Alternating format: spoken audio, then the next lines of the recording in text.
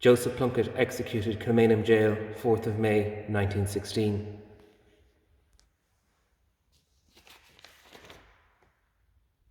Arrangements were in fact made for Plunkett and Grace Gifford to be married.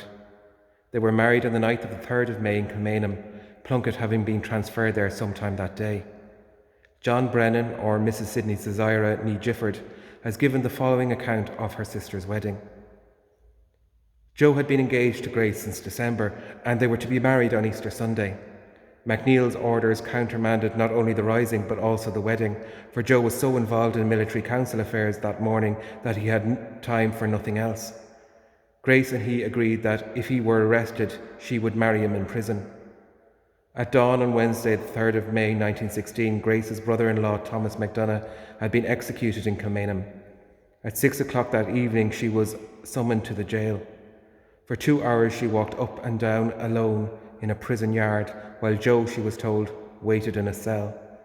At 8 o'clock she was taken to the prison chapel, and as she entered, her fiancé was led by a party of soldiers with fixed bayonets. The soldiers remained in the chapel while at the altar Father Eugene McCarthy, the prison chaplain, read the marriage service by the light of a candle, the gas supply having failed.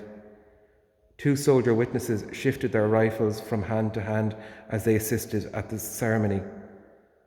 Immediately afterwards, the newly married couple were separated. Grace was taken to lodgings found for her by Father McCarthy in Thomas Street, and Joe was escorted back to his cell. They met only once again.